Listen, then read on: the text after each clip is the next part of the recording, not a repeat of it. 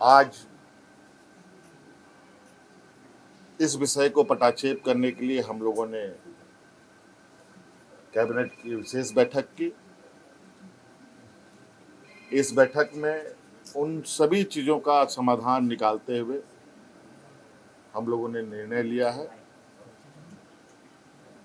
कि टीडीपीएल द्वारा किए गए परीक्षाएं,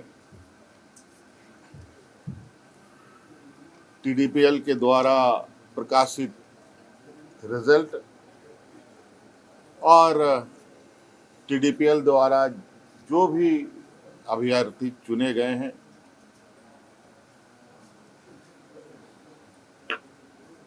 या शामिल हुए या टीडीपीएल के जितनी भी गतिविधियां यहाँ हुई हैं उन सभी को कैंसिल किया जाता है, रद्द किया जाता है।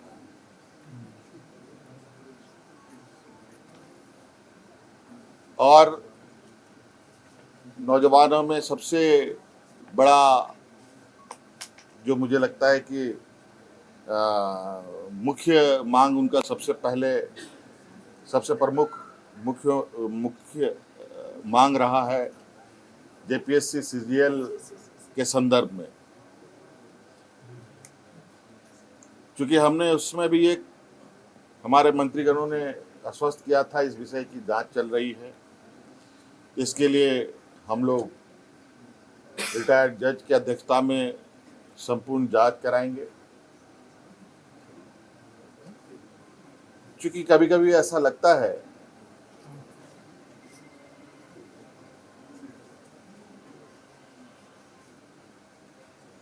कि हम ही सही हैं, कभी कभी ऐसा लगता है कि छात्र भी सही हैं।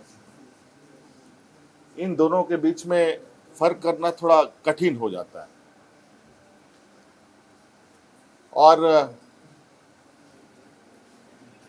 इस विषय को लेकर हमने जो एसआईटी की टीम जांच कर रही है और सीआईडी की जो टीम जांच कर रही है, इन दोनों के जांच के दौरान बहुत सारे ऐसे तथ्य आ रहे हैं जो चौंकाने वाले हैं। क्योंकि जांच का विषय है, बहुत खुल के बातें कहना संभव नहीं है। और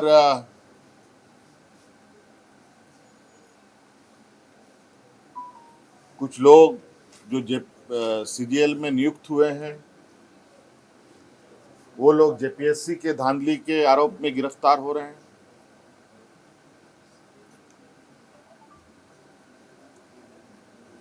और कई कंपनियां जो यहाँ कार्यरत हैं अलग अलग समय में भी कार्यरत रहे हैं। इन सब का एक बहुत बड़ा नेटवर्क का घालमेल प्रतीत होता है। जांच के दायरे में तो हम पूरे 2014 से लेकर अब तक की हुई इसके परीक्षाओं की जांच में है। हमने विभाग को कहा है, सीआईडी को कहा है, अब जब इसका ऑपरेशन हुआ ही है तो पूरे तरीके से इसका ऑपरेशन होनी चाहिए। और जो हमें जानकारी सीजीएल को लेकर हम लोग के समक्ष बताया गया और उस तथ्यों को समझ बूझने के बाद आज कैबिनेट ने जेएसएससी सीजीएल को भी रद्द करने का निर्णय लिया। और पूरा 2014 से अब जितनी भी छोटी बड़ी गलतियां हुई हैं, जिससे भी हुई है, सभी की जांच होगी। और साथ में बहुत जल्द केंद्र सरकार के द्वारा जो एमएमडीआर एक्ट में जो बदलाव किया गया है उस संदर्भ में भी हम लोग चर्चा के लिए एकत्रित होंगे।